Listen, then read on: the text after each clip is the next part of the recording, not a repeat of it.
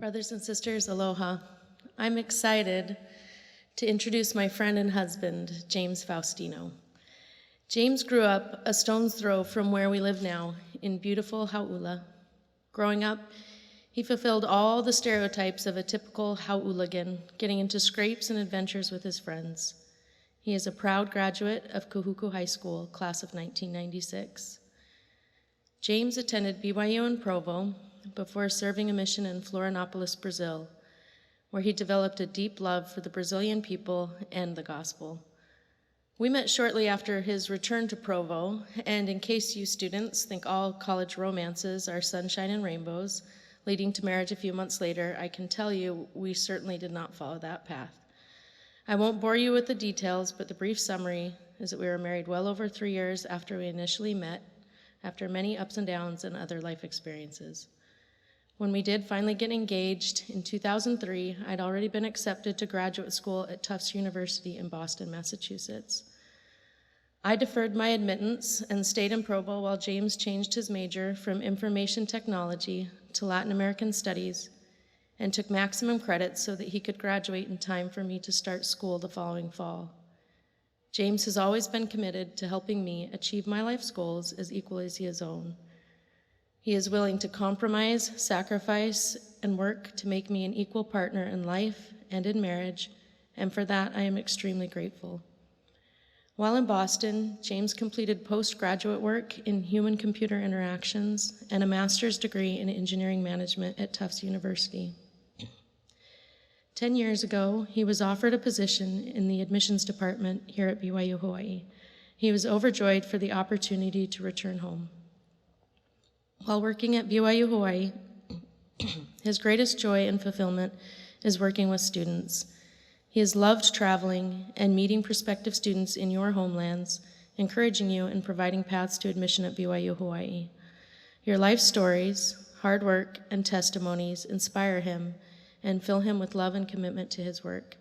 He thinks of you constantly and strives to have the departments he manages be a service to the individual students. James and I are the grateful parents of 5 children, 3 girls and 2 boys, ranging in age from 6 to 13. We love being outside together at the beach, the skate park, attending our children's sporting or school events, and horseback riding at Gunstock Ranch, where I work. James is a committed father and loves to spend time with his children. He once admitted he didn't want to have any personal hobbies that weren't possible to do with children because he couldn't bear to be away from them any more than the time he is at work. Besides being a wonderful parent and husband, James is faithful and strives to follow the example of Jesus Christ. He is funny and keeps us entertained even when life gets difficult. He is kind, hardworking, consistent, and very forgiving. He works hard to make our home happy and centered on the gospel of Jesus Christ. I'm so happy and honored to have been able to share about and introduce to you my dearest friend and husband, James Faustino.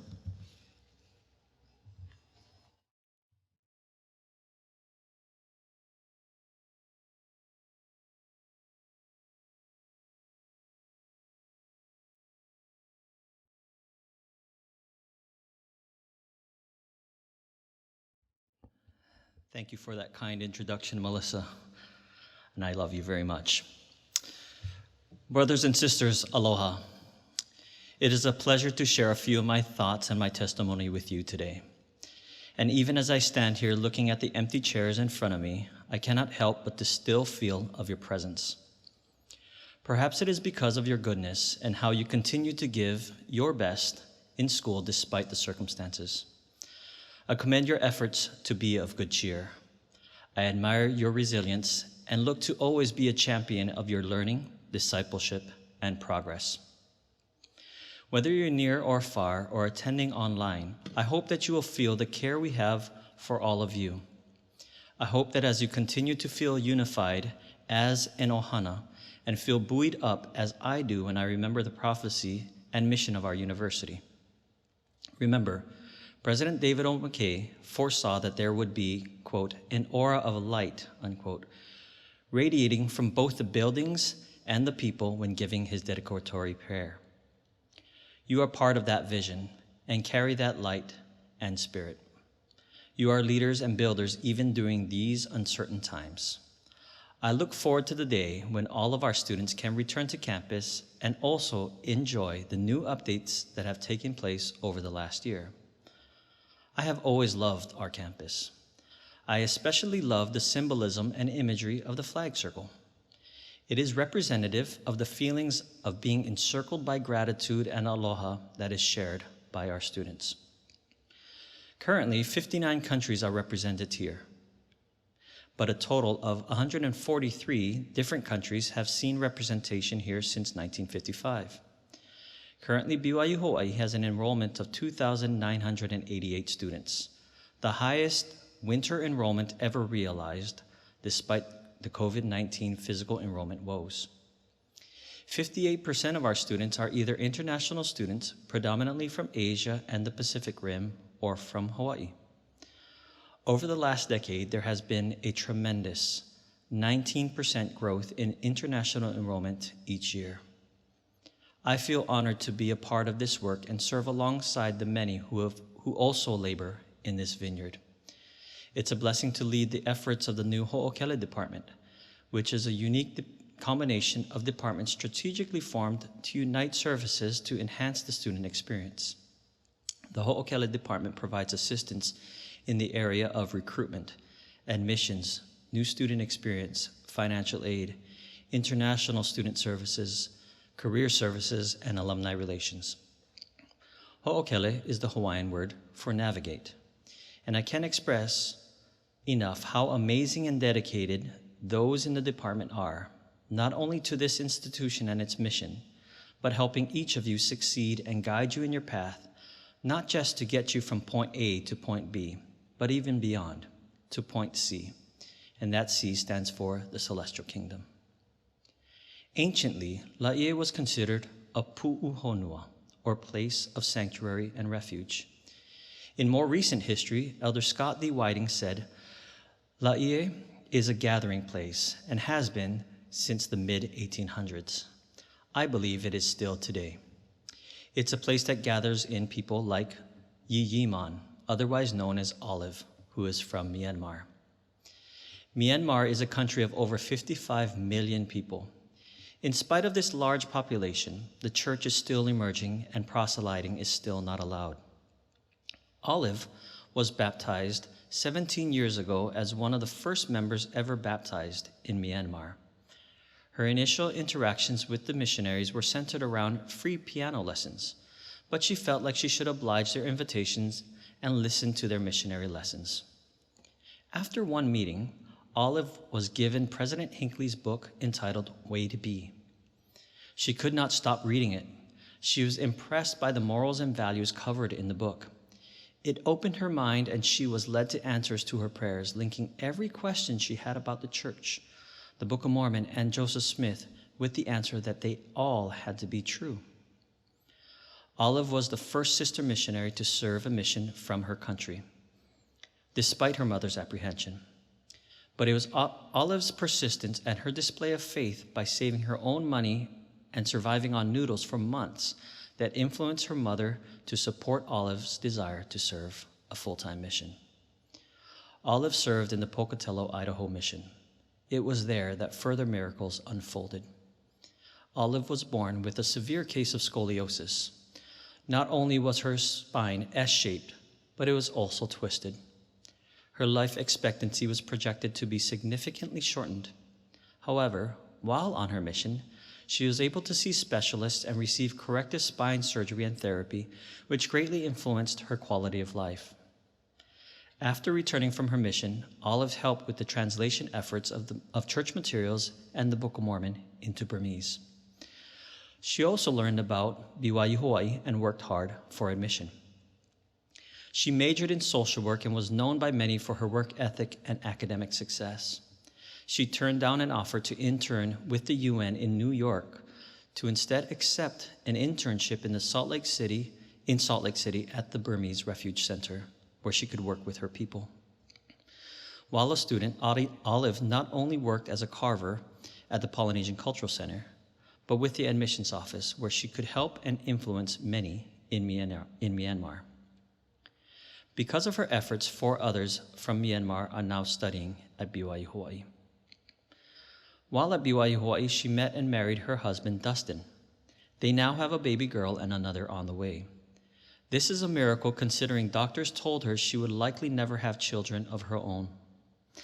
She is currently getting her master's in social work at BYU in Provo and intends to return to Myanmar to utilize her degrees to help others. Olive is one example of the types of students you can find at BYU Hawaii. It humbles me to be able to meet, work with, and so often have my own life touched by so many of them. I have often shared that while many people look to travel to experience the things of the world, I feel that you don't have to travel the world. You can come to BYU Hawaii and the goodness of the world comes to you. It's a blessing to be able to help students further their education. Not all students are like Olive. Some of you may listen to her story and compare your life or experiences. The story's intent was not shared for you to compare, but to be strengthened by it, as I have been. We can find perspective in the parable of the talents. To some, much is given, and others are given less. We may think this applies to things like our skills, like being musical or a good surfer. We count those talents numerically, assuming they are like money, where the more you have, the more you are worth. What has become more evident to me is that the value of talents is measured in the eternal perspective with omniscient eyes that see far more than we can understand. How can we assume that he who is magnifying 5 talents is greater than he who is magnifying 1? Perhaps the impact of the 1 talent in this life may bless the lives of 10 times the number of people than the person who had 5 talents. We need not compare our lot to others. Instead, we need to be mindful that however much we have been given is for others to also be blessed by. It is what is illustrated in the hymn, "Because I have been given much." We are all God's children, and he loves every one of us. We can be like vessels to help with the work of the Lord. In D&C 46, verses 19 through 16 to 26, we read, "And again, to some it is given to have faith to be healed, and to others it is given to have faith to heal. And again, to some is given the working of miracles, and to others it is given to prophesy, and to others the discerning of spirits. And again it is given to some to speak with tongues, and to another it is given the interpretation of tongues. And all these gifts come from God for the benefit of the children of God." Brothers and sisters, what will you do with your blessings, talents, or even trials and opportunities to bless others? There are many stories we get to learn about in admissions and in the Ho'okele department.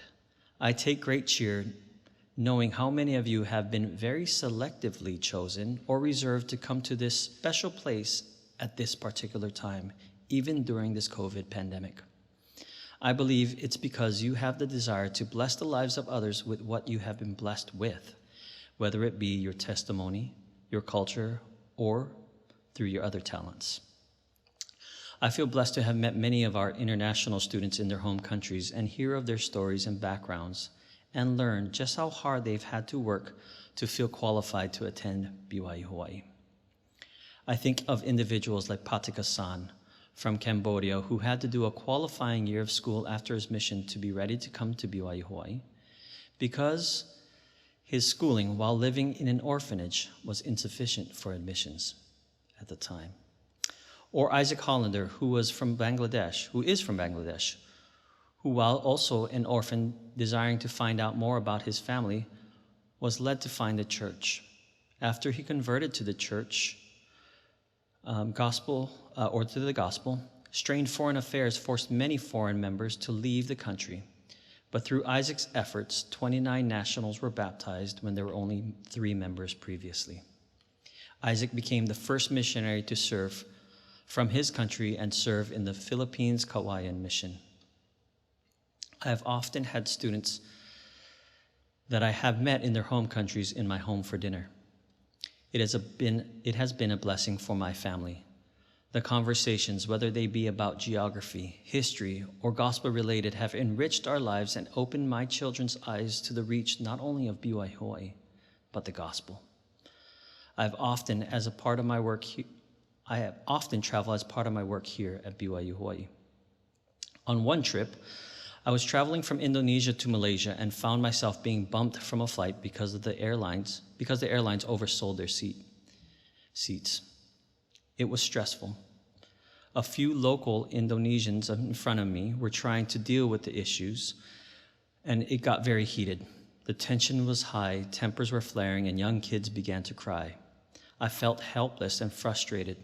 This setback would be detrimental to my downstream engagements like firesides, interviews, and meetings with area leaders. I felt alone in a country trying to navigate complicated travel changes in a foreign language and embittered with having to spend an additional 8 hours in an airport. After about 30 minutes, the air started to clear and the guards dissipated. We who were bumped off the flight sat in the terminal together. I sat in a corner close to a small family with young kids and thought of my own children. I tried to talk with the kids. This then allowed me to talk with their father. Then to my surprise, the young father spoke excellent English, as he had studied in Australia for his undergraduate degree. As we talked about kids and our families, the conversation turned to the gospel beliefs on family. And for the next 6 hours, we sat engrossed in gospel conversation. Fortunately, before we boarded the plane, I was able to share my testimony and give a Book of Mormon to my new friend, Indra Kasuma. I recall occasionally looking back at his family to see how he and his kids were doing, and every time I looked, I would see him reading the Book of Mormon. Upon arrival in Malaysia, he recounted to me all that he had read and promised to read more. We exchanged information and still connect on social media. Being grateful to have received the Book of Mormon, he hired me a cab to get to my event as a token of his appreciation. What both of these stories illustrate is how unexpected events or the meeting with certain persons and being influenced by the things that they say or do at particular times in our lives can become instrumental in unlocking future potential and blessings. Sometimes the blessings may be recognized immediately, or in the case of Olive, it may take years to see how a specific decision to take free piano lessons connects to future decisions that lead to very profound blessings. In other instances, as in my experience with Indra, it was his receptiveness to talk with me and learn about the Book of Mormon that helped me to better refocus on my personal readiness to the Lord's greater plan despite adversity. It was that refocus that I was still able to fulfill my goal to give away a Book of Mormon on every trip that I take. I don't know what may eventually become of his interest in the Book of Mormon, but I know that he blessed me. In Proverbs 3, verses 5 and 6, we read, "Trust in the Lord with all thine heart, and lean not unto thine own understanding. In all thy ways, acknowledge him, and he shall direct thy paths."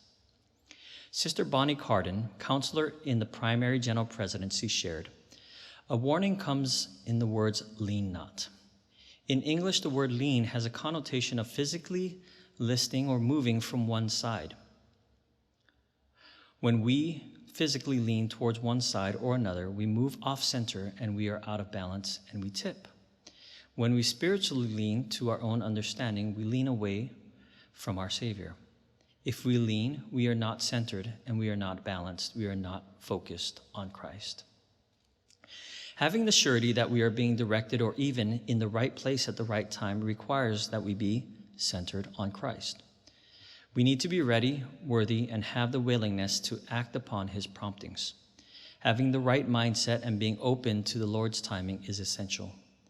Remember that the right place and the right time does not imply perfection. We should often check our lenses on what we consider to be perfect. Things can be right without being perfect. Remember, as illustrated in a talk given by President Nelson in 1995, he said, "Perfection is pending." Also remember, David O. McKay had to wait and work for 30 years to see the vision of BYU Hawaii come to fruition. So how can we navigate these challenges when so much cannot go as planned? What is critical to remember that it is not always our plans that result in what is the best for us. In Ecclesiastes 3:1, we read, "To everything there is a season and a time to every purpose under heaven." Everything has a purpose. Being in the right place at the right time means doing what the Lord expects you to do at the time the Lord expects you to do it. Sometimes we do not fully understand it. We can learn to embrace uncertainty instead of always treating it like the bad guy. It is often the presence of uncertainty that allows for invention and faith. In Samuel 9, we find the story of Saul. He was sent to look for his father's lost donkeys. Saul didn't really want to go, but he went anyway in obedience to his father. While he was looking for the donkeys, God instructed the prophet that a young man would come the next day and he would be the king. Samuel meets Saul the next day and anoints him to be the first king of Israel. Saul never found the donkeys because it wasn't about the donkeys. It was about getting Saul to the right place where he could be anointed the king of Israel. Brothers and sisters, would you be willing to go look for the lost donkeys? God might want to intervene and put you on the most important path of your life. The Lord knows each and every one of us and our capacities. We need to remember this. I was reminded of this by my son when he was only 4 years old. Louis had a love for dinosaurs and animals. He knew the names and sounds of dozens of animals, and naturally, a favorite place to take our young children was to the zoo. Given our frequent visits to that zoo, he would often run ahead as he knew where the animals' enclosures were located. On one visit, Louis ran ahead so quickly that I lost sight of him. I figured he probably made his way over to the bears. It was near dusk and getting chilly, so I picked up my pace to see if I could catch up to him. When I got closer, I saw him standing in front of the glass at the bear den display, and he was talking with someone that I didn't recognize. As I started to get closer, I picked up on his conversation with this stranger. I heard her ask, "Hello, little one. Are you lost?" I then saw my son look up at her with a bewildered look and respond, "I'm not lost. I'm Louis." She then saw me and realized that he was not alone after all. I didn't recognize the significance of this story and how I was at the right place and at the right time to hear it until many years later. It was out of the mouth of a babe that greater perspective and strength was given to me in how we should live our lives. When asked, "Are you lost?" the response was, "No, I'm not lost. I'm Louis." It was a confident answer, exclaiming who he is. And fears were also allayed when my presence as his father was also known. Louis was not alone. I pray that we too can always have the same confidence to know who we are and who we belong to. Then with this surety, we would seldom or never feel lost. When we were baptized, we took upon ourselves his name. We've become like family, called by the same name, Jesus Christ, who in turn will call us his. It is only through him that we can be saved. I feel very blessed to be working at BYU Hawaii. BYU Hawaii has always been in my genealogy. I have a greater appreciation for the roles my parents played at this university. My parents both worked and retired as employees at BYU Hawaii with over 60 years of service combined. The university was my second home, and to me, BYU stood for Backyard University. Now, please indulge me by allowing me to share one last story, my own. My father was born and raised in Kahuku. At that time, Kahuku was mainly a plantation town with an operating sugar mill. My father's grandparents were amongst the first laborers to work in the cane fields. They had several children, and my grandfather was the first to be born in Hawaii. They raised their children as devout Catholics. My grandfather had limited education, and after marrying at a young age, he also went to work on the plantation to support their 7 kids. Sending their kids, my father amongst them, off to college was an expensive proposition, which was actually left up to them to pursue on their own. My dad's plan after high school was to enlist in the military. He and 6 of his friends went down to Fort DeRussy less than 1 month after graduation to enlist. This was during the time of the Vietnam War, and they felt the need to volunteer and fulfill their civic responsibility instead of being drafted. My father wanted to go into the Air Force and have a career as an aircraft mechanic. However, after taking and hearing the hearing and vision tests, he was told to go to the processing window for reclassification instead of going with his friends to get physicals. He was processed out as a 4F, exempt from military service and selection. His friends considered him lucky, but he didn't think so at the time. But that perspective would change. Somewhat unsure about what to do next, he decided to check out that church school down the road, the Church College of Hawaii. He knew of some members in high school with last names that we still find here in the community, like Gu, Enos, and Owan. But it was the Houston family from Alaska that made a particularly positive impact upon my father. They had befriended him, and it was with their good influence in mind that he enrolled. He took some challenging classes and excelled, but his most challenging course would be in the subject called the Book of Mormon. He sought out help with this class, as struggling students should. He approached Kimo Po'ai, who had just returned home from his mission. It wasn't long before the help extended not only in the subject matter, but into the waters of baptism. My father was baptized in December of 1967, and Dennis Mao confirmed him. After the school year ended, my dad was invited to stay with the Houston family for the summer break in the Seattle area. He was fortuitously hired by Boeing to work with aircraft attachment points and earned an excellent wage for the time, $4 an hour. This blessing was a reassuring blessing to my father, since he hadn't been able to join the military to be an aircraft mechanic as previously planned. That earlier disappointment was pivotal in the opening of the door for my father to join the church. Although it would be a year later, he would still be blessed with the opportunity to work on aircraft. He ended up working for Boeing through the year and returned to school with good savings. As a point of reference, tuition was only $125 at the time. He would later decide to transfer to BYU in Provo to pursue engineering. By this time, his membership in the church was nearly 2 years, and his friends who were serving missions were returning to school. One RM who was in the right place at the right time was Pete Kindara, who specifically asked my father if he thought about going on a mission himself. Well, that rattled around within my father for a while, and before finishing the semester, my father withdrew to prepare to serve the Lord. In the summer of 1971, he found himself on a mission to the land of his heritage in the Philippines. This call to serve in the Philippines would give increased appreciation to my father's parents in his decision to join the church. His mission was the right thing to do, and it put him in the right place at the right time, as my father was very fortunate to meet old friends and relatives that would have otherwise remained strangers to him and lost to his parents. Another blessing that would come to my father was the offer of financial support by the Houston family. They were very gracious and angels to him.